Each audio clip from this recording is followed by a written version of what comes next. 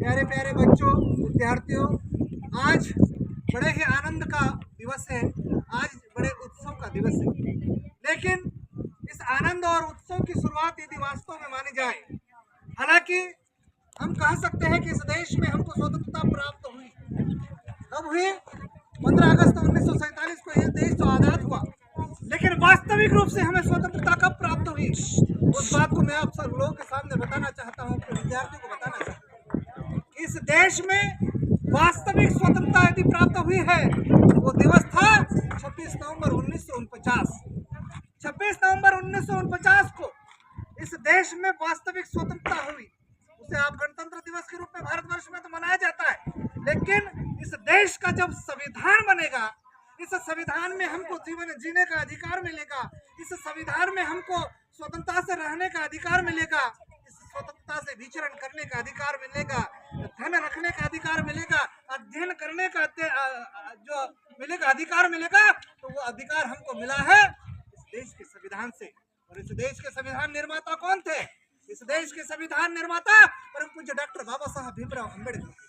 बाबा साहब भीमराव अम्बेडकर ने इस देश में 2 वर्ष 11 माह और 18 दिन में इस देश का जो संविधान बनाया, उस संविधान के अनुसार ये निश्चित किया गया कि 15 अगस्त को प्रतिवर्ष हम स्वतंत्रता दिवस मनाएंगे। लेकिन एक सबसे महत्वपूर्ण बात है, क्योंकि ये शाला है, ये विद्यालय है, मेरे सम्मान्य साथी बैठे हैं, अतिथि जी बैठे हैं, आदरणीय शिक्षक बैठे हैं, शिक्षिकाएं बैठे हैं, मैं आपको बता देना चाहता हूँ कि इस देश में जब इस देश में एक युग था, उस युग का नाम था मनवाद। और मनवाद में इस देश में जो माता खड़ी है, जो शिक्षिका के रूप में है, इस देश में किसी महिला को सीखने का अधिकार नहीं था। प्यारी बच्चियों, आप इस बात को समझ लो, आप इस बात को अपने जहन में उतार लो, और झूठ यदि लगे तो आप गूगल कर लो, और गूगल नहीं तो हमारे वरिष्ठ शिक्षक शिक्षिकाएं बैठे हैं, आपको बताएंगे कि इस देश में केवल कुछ ही लोग शिक्षक रहे हैं, जिनके कारण आज हम यहाँ पर अध्ययन कर रहे हैं, स्वतंत्रता दिवस मना रहे हैं। यदि आधुनिक भारत की बात करें, क्योंकि ये शिक्षा का पवित्र मंदिर है, इस शिक्षा के मंदिर में छोटे छोटे आप बालक बालिकाएं भी है, लेकिन शिक्षा का अधिकार इस देश में हमको किसने दिया? इस देश में शिक्षा के अधिकार की बात करें या आधुनिक शिक्षिकाओं की बात करें या आधुनिक शिक्षक की बात करें, तो इस देश में एकमात्र आधुनिक शिक्षक थे, जिनका नाम आपको बताने की नितांत आवश्यकता है। प्राचार्य महोदय, मैं चाहता हूं कि इन बच्चों को आप बताएं कि आधुनिक भारत में केवल 3 शिक्षक शिक्षिकाएं हुए हैं। पहले शिक्षक हुए हैं महात्मा ज्योतिबा राव फुले। कौन हुए हैं? महात्मा ज्योतिराव फुले। उन्होंने कहा कि इस देश में शिक्षा की अलग जगाना पड़ेगी, कि विद्या बिन मति गेली, मति गिल नीति गिली, नीति गिला विद्या गेला, और ये अविद्या के कारण हम लोग सब वंचित हुए, हमारा शोषण हुआ। लेकिन एक और बात मैं आपको बताना चाहता हूँ, मैं प्रतिवर्ष जब स्वतंत्रता दिवस आता है, जब गणतंत्र दिवस आता है, मैं प्रतिवर्ष इस देश के विशेष करके सेंधवा के उन हुक्मरानों को मैं याद दिलाना चाहता हूँ कि इस देश में का जो सेंधवा क्षेत्र है, सेंधवा क्षेत्र में एकमात्र उर्दू विद्यालय है कि नहीं अतिथि बंधु? उर्दू विद्यालय है। उसी प्रकार हायर सेकेंडरी स्कूल बॉयज है, अब CM राइज स्कूल है। तो मैं हर बार निवेदन करता हूँ, हर बार मांग करता हूँ कि इस देश में 2 महिलाएं शिक्षिकाएं थी। आपके यहाँ भी महिलाएं सम्मानित शिक्षिकाएं बैठी है। तो पहली शिक्षिका का नाम क्या था? सावित्री बाई फुले। क्या था प्यारा बच्चों? पहले महिला शिक्षिका का नाम क्या था? माता सावित्री बाई फुले थे, और दूसरी महिला शिक्षिका थी माँ फातिमा बीवी। इन दोनों के लिए जोरदार तालियां बजा। मैं आपको निवेदन करना चाहता हूँ, आधुनिक भारत की यदि कोई महिला शिक्षिका है तो एक सावित्री बाई फुले है, और दूसरी कौन सी है प्यारे बच्चों? दूसरी शिक्षिका है माँ फातिमा भी है। और माँ फातिमा भी और सावित्री बाई फुले ने इस देश में महिलाओं के लिए 1848 में पूना में एक विद्यालय प्रारंभ किया। तब जाके मेरी प्यारी बच्चियां, मेरे प्यारे बच्चे आज अध्ययन कर पा रहे हैं। इसलिए क्योंकि विद्या का मंदिर है, आप यहाँ पर आपके वरिष्ठ शिक्षक शिक्षिका है, मेरे प्यारे मित्र अखिल जी है, मेरे विद्यार्थी जीवन के साथी है, सभी सम्मान्य साथी है। मैं आप सभी निवेदन करना चाहता हूँ कि यदि आप स्कूलों में जाओ, आप विद्यालयों में जाओ, तो 2 लोगों के नाम बताने की नितांत आवश्यकता है, क्योंकि सच्चाई छुप नहीं सकती है बनावटों के वसूलों से, खुशबू आ नहीं सकती है कागज के फूलों से। इसलिए मैं कहना चाहता हूँ माँ सावित्री बाई फुले और माँ फातिमा भी का नाम आपको बताना पड़ेगा।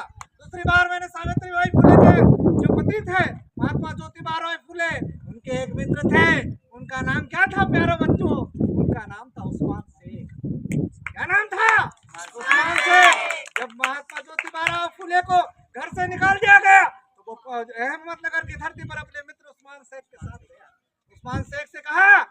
देश में माताओं को, बहनों को शिक्षा का अधिकार नहीं है। इस देश का एक महान कवि है, वो कहता है कि महिलाओं को तो केवल उपयोग की चीज है, जो शूद्र है वो उपयोग की वस्तु है, उन्हें उपयोग करके फेंकना चाहिए।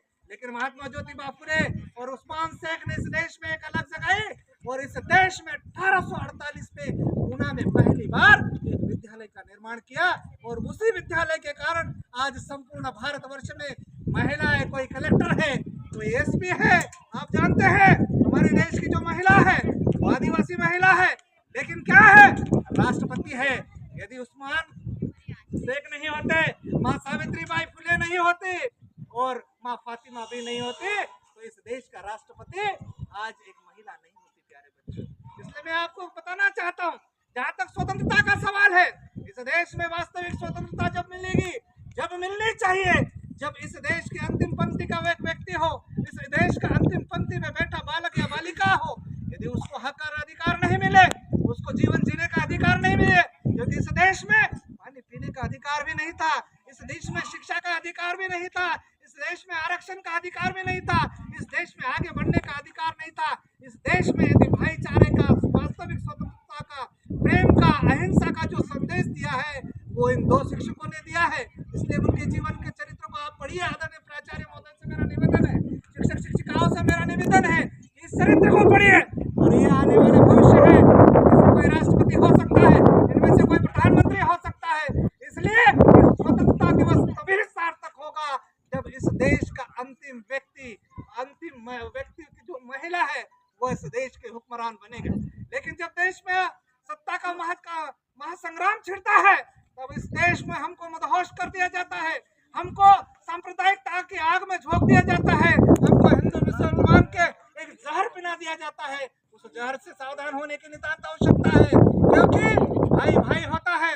मैं आपके इस विद्यालय के जो संचालक है, मेरे भाई, मेरे परम मित्र, मेरे बचपन के मित्र है आदरणीय जैद अहमद साहब, जैद अहमद साहब के कारण आज बालकृष्ण भाविस्कर बहुजन समाज पार्टी का इंदौर जोन का प्रभारी है, जिला अध्यक्ष भी रहा है। क्यों रहा है? जब मैं अध्ययन करता था, जब हम 11वीं में एक साथ अध्ययन करते थे, तो उन्होंने देखा बालकृष्ण भाविस्कर के अंदर प्रतिभा तो है, बोलने की जो ताकत है, जो तीव्र धार है, उसको आपको तराशने की जरूरत है। उन्होंने मुझे उनके घर पर बुलाया, उनके 2 छोटे भाई है और बहन थे, उनको मैंने ट्यूशन पढ़ाने का काम किया था, जिसमें एक ओवेश जी है और छोटी गुड़िया, उनको मैंने घर जाकर अंग्रेजी का अध्ययन कराने का काम किया। मेरी आर्थिक स्थिति कमजोर थी, आर्थिक स्थिति कमजोर होने के बाद उन्होंने मुझे जो धन का सहयोग किया, आज उसी के बदौलत है कि मैं मेरे भाई के विद्यालय में आया हूँ। इसलिए हम से केवल विद्यार्थी है, इस देश के हुक्मरान बनेंगे। इस देश में हम सब भाई भाई है। हमको हिंदू मुसलमान की जो जहर पिला दिया जाता है कुछ लोगों के द्वारा। मैं दूसरी और एक बात बताना चाहता हूँ, ये तिरंगा देख रहे हो आप सब, ये तिरंगा में जो ऊपर का रंग है वो केसरिया रंग है, जो केसरिया रंग मेरे कोट का रंग है, यानी ये मेरे हृदय में बसा हुआ है। सफेद रंग प्रेम और अहिंसा का रंग है, ये जो तीसरा रंग है ये हरियाली का रंग है। लेकिन इसमें सबसे महत्वपूर्ण ये तिरंगा है, और ये तिरंगे में जो चक्र है वो चक्र है सम्राट अशोक का चक्र। यदि इन 3 रंगों के बीच में सम्राट अशोक का चक्र नहीं होता तो फिर ये भारत नहीं होता। इसकी जो तीलियां है, ये 24 तीलियां है, और ये हमको बताते हैं प्रगतिशील भारत किस प्रकार है, हमको आगे आगे बढ़ने की आवश्यकता है, ये प्रगति का द्योतक है। इसलिए मैं आपको एक और बात बताना चाहता हूँ, और चूंकि मुझे एक और कार्यक्रम में जाना है, इसलिए मैं सबसे पहले बात करूँगा। मैं आपको एक बात बताना चाहता हूँ कि इस देश में यदि तिरंगा का सही सम्मान यदि कराना है, इस देश के प्रत्येक व्यक्ति को अधिकार मिलना है, तो दो रास्ते हैं। पहला रास्ता यह है शिक्षा का रास्ता। अच्छा अध्ययन कीजिए, अच्छा ज्ञान प्राप्त कीजिए, इस देश के हुक्मरान बनिए, अधिकारी बनिए, कलेक्टर बनिए, एसपी बनिए, आईजी बनिए, डीआईजी बनिए। केवल आप स्कूल के माध्यम से बन सकते हैं। दूसरा रास्ता हमारा रास्ता होता है जो संसद के रास्ते में जाता है। जब संसद में जाएंगे हम इस देश के हुक्मरान बनेंगे, तब इस देश में संविधान लागू होगा। वो परम पूज्य डॉक्टर बाबा साहब भीमराव अम्बेडकर के अनुसार जो लिखा गया है वो संविधान लागू होगा। और पुनः 2 शिक्षिकाओं को मैं संसद प्रणाम करता हूँ, नमन करता हूँ जिन्होंने शिक्षा की जगत जगाई। आप सभी